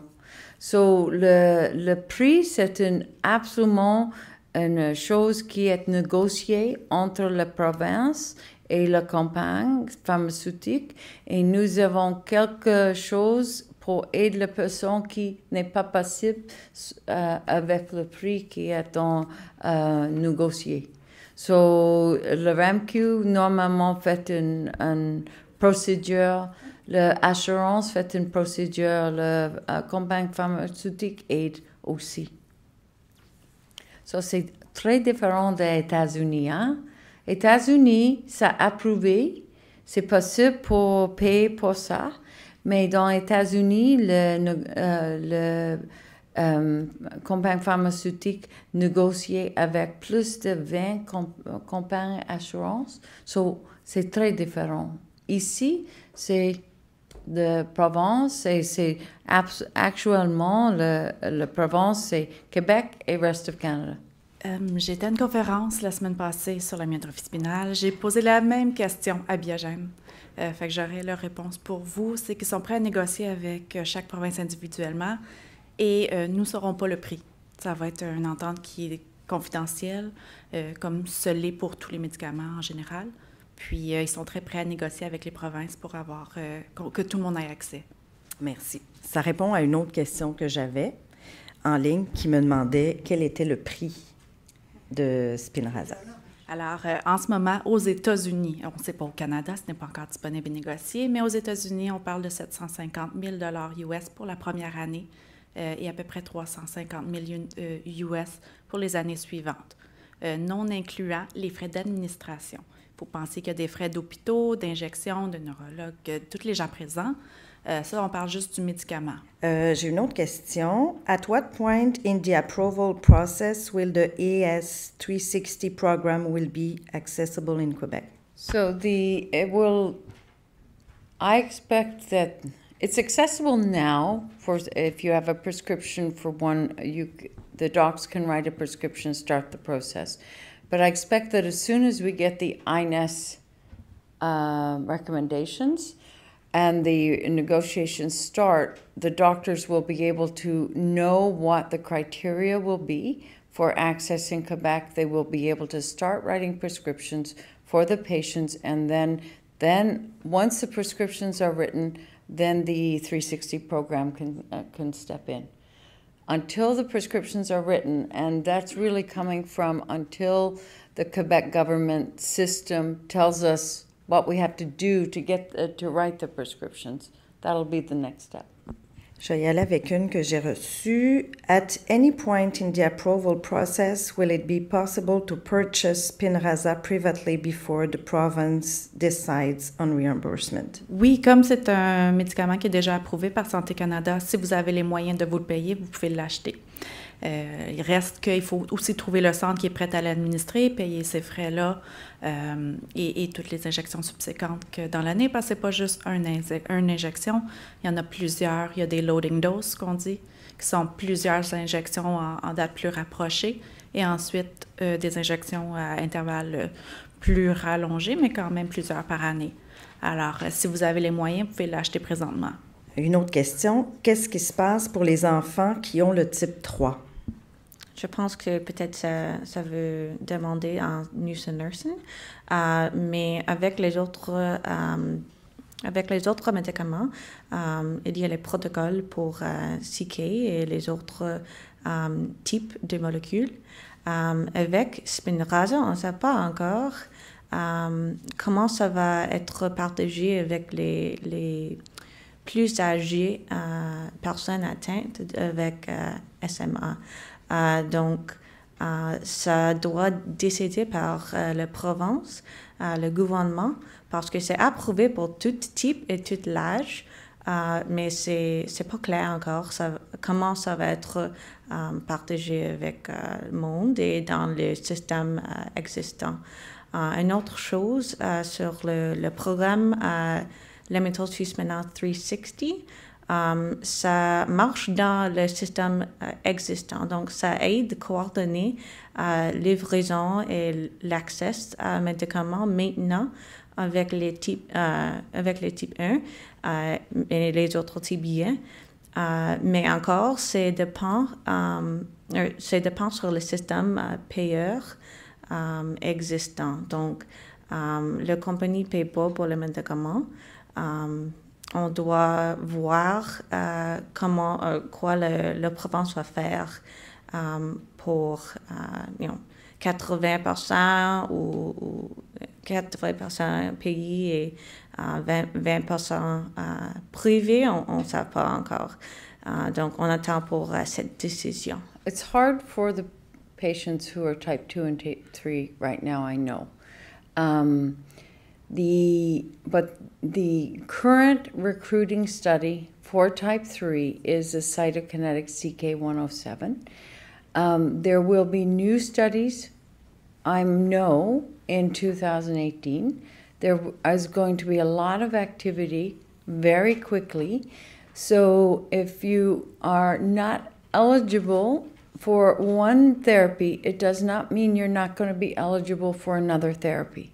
So it's important to understand the concept that this is the beginning. Even though it's hard, it's the beginning, and we don't know who's going to benefit more from one therapy or another. So keep your minds open, make sure you're connected to your neurologist or your rehab hospital so that you can be on top of what's going on. But certainly if you're type 3 now, there's a program still recruiting, and in the new year, there'll be more. So it's not just, the focus is on everybody with SMA. Our aim is to not exclude anybody, to have something for everybody. But it may not all happen on the same day. That doesn't mean it's not going to happen. On nous demande de répéter les noms des neurologues à Montréal pour la population adulte, s'il vous plaît. So, à Montréal, c'est pour les enfants, c'est Dr. Oskoui dans le Children's et Dr. Nguyen qui est avec le Saint-Justin dans l'hôpital. Non, but oui, et Dr. Danjou dans Saint-Justin, mais dans le centre de réadaptation, Lucy Bruno, Dr. Aaron O'Farrell, qui travaille avec moi ici, et c'est actuellement la personne qui suit beaucoup de patients de SMA. Elle est l'expert, dont Lucy Bruno est ici, et dans le CHUM, c'est Dr. Botez et Dr. Matt. Et dans Québec, dans Sherbrooke, c'est Dr. Nadeau. Et dans Québec, c'est Dr. Nicolas Christian et Dr. Annie Dion. So, toute cette personne-là connaît très bien la situation. So, c'est important si vous restez avec votre docteur de famille, c'est le temps pour visiter avec un neurologue. C'est Neurologist Day. J'ai une autre question. Je pense qu'elle a été répondue en partie. Vous me direz s'il y a des choses à rajouter. Est-ce que le Spinraza a de bonnes chances d'être recommandé pour les adultes? Et y a-t-il des essais cliniques qui s'en viennent chez les adultes? So, we don't know. Nous ne connaissons pas exactement le règle de le gouvernement, OK?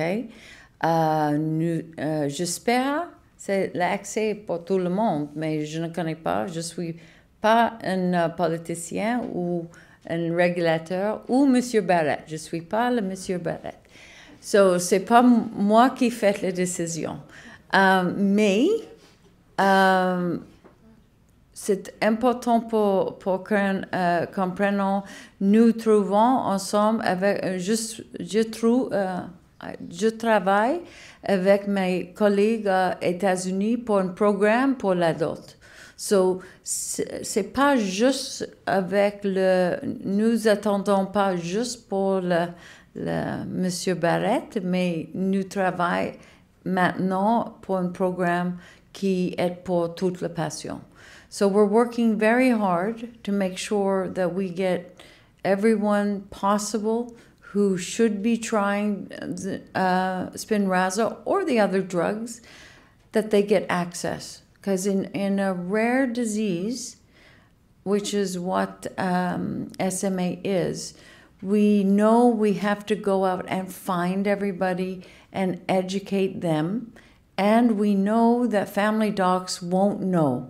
So we know that the connection is with groups like Cure SMA, places like our hospital, and physicians who are experts in these kind of diseases. And we're really a team. We work with the companies, we work with the government, but we have to see ourselves as a team. The patients, the advocacy groups, and the physicians, because that's the way we're going to move it forward for everyone. Oui, présentement, il y en a encore des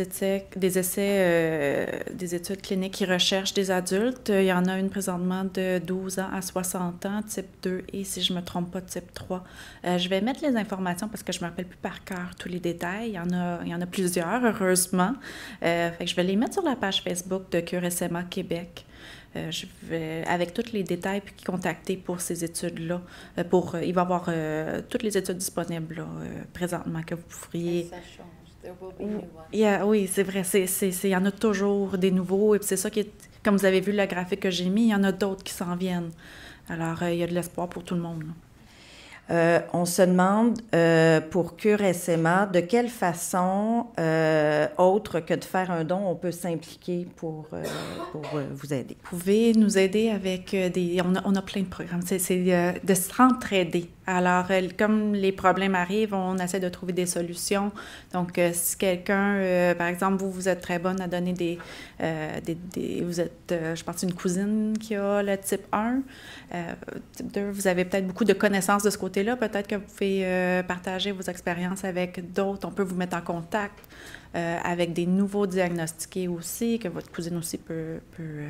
ça peut être du temps. On a des camps, on a des événements, on a besoin des bénévoles. On a besoin aussi des idées.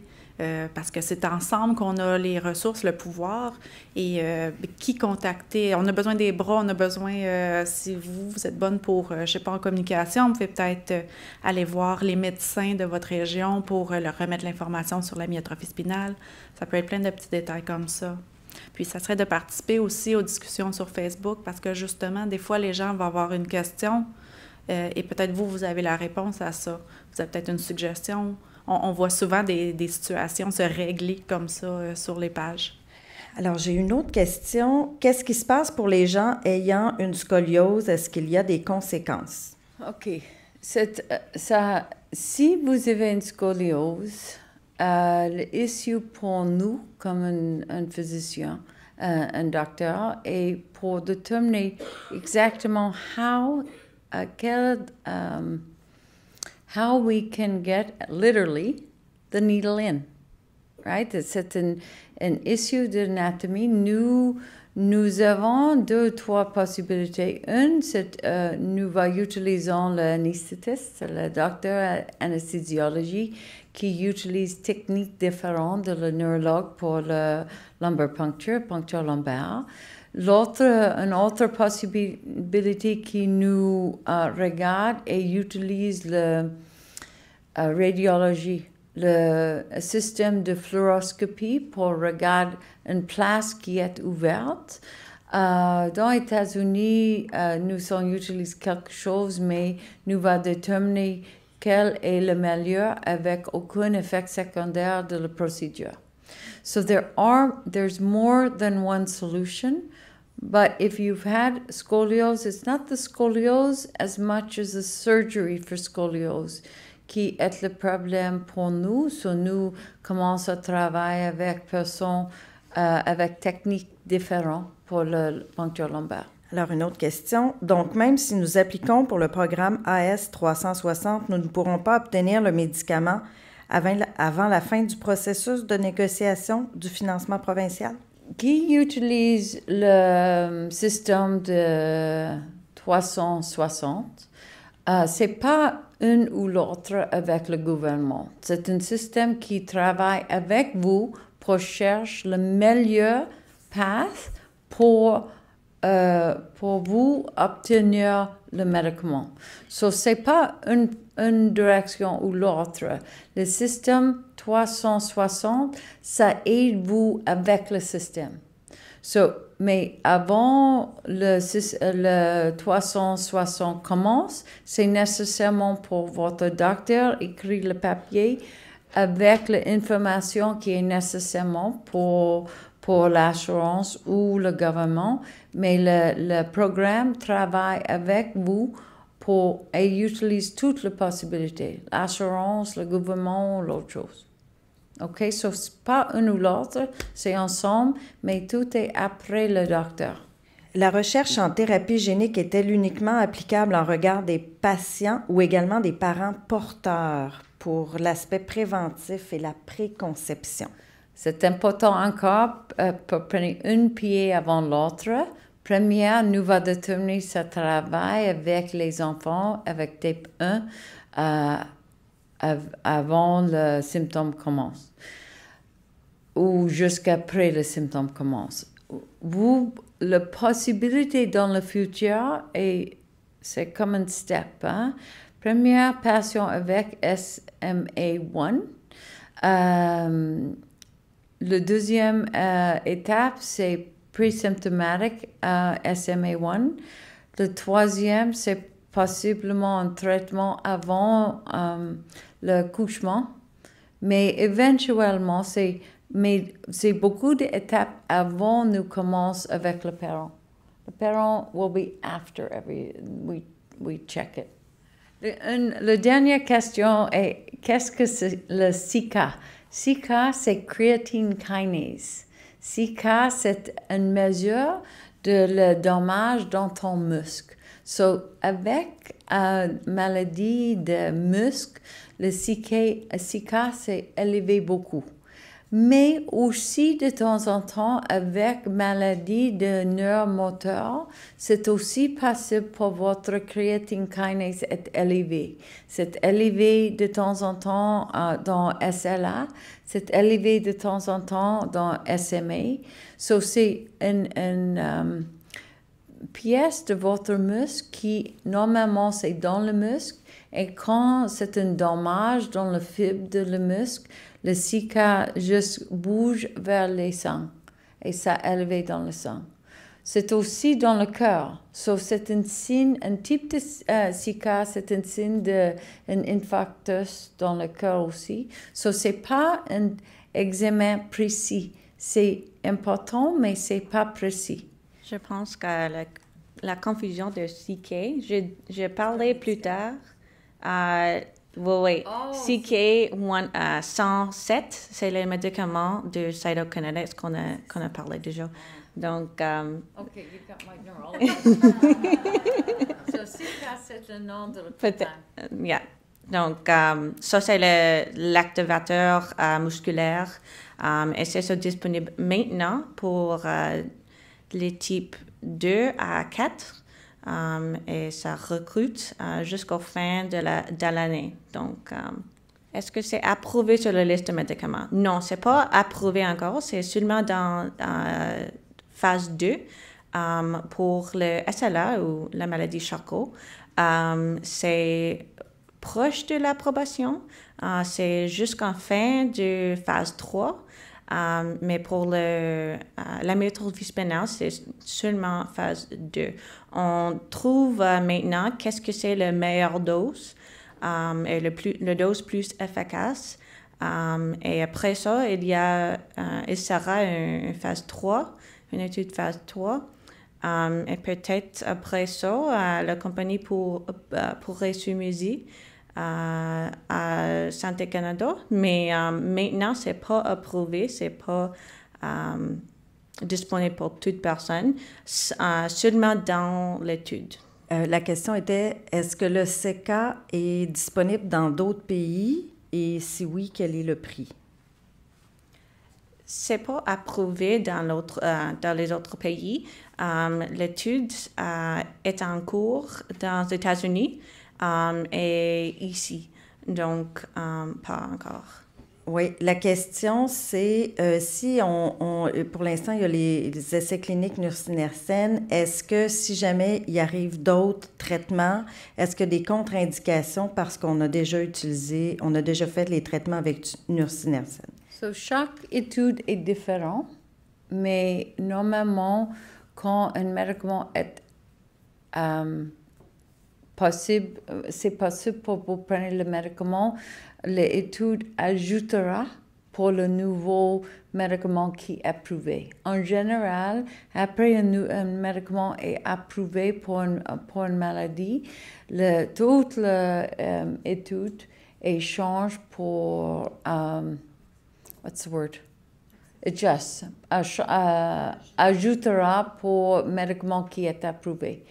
Pour le moment, l'étude est une ou l'autre, mais maintenant, depuis juillet, est approuvée sur la prochaine génération d'études. Je pense Spinraza est une pièce de l'étude.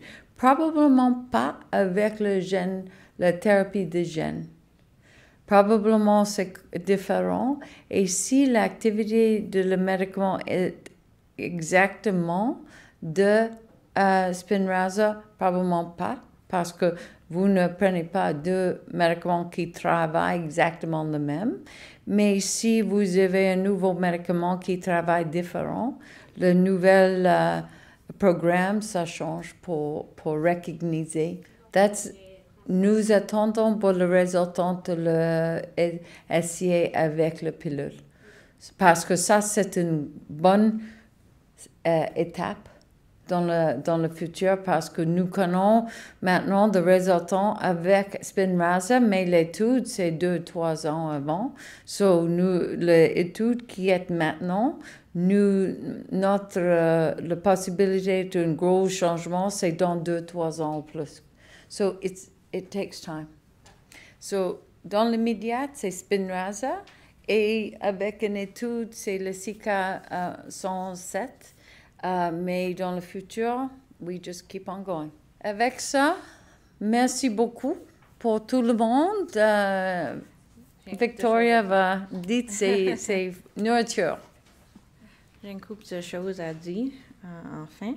Je voudrais remercier tous les présenteurs, Amy Loignon, j'ai des difficultés avec ça, Dr. Genge, notre directrice ici, et je voudrais remercier Mary-Hélène Bolduc et Stacy Lintern de Dystrophie musculaire Canada.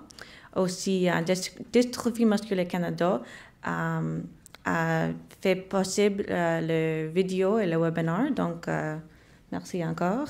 Je voudrais aussi remercier Amy Lundqvist et Annie Mangren de Biogen pour donner l'information sur nusinersen. Et aussi mon équipe ici, Lindsay Waxman, Salma Khalil, Jimmy Lai et Sophie Pawlowski, qui m'ont aidé à faire cet événement. Alors, aussi, on a une réception ici pour les personnes direct après, grâce de Cytokinetics, qui fait le médicament CK-107. Donc, merci beaucoup pour venir. Nous voulons vos commentaires. Donc, envoyez un courriel à l'adresse courriel ici, à cru.symposium@gmail.com. Donc, merci beaucoup.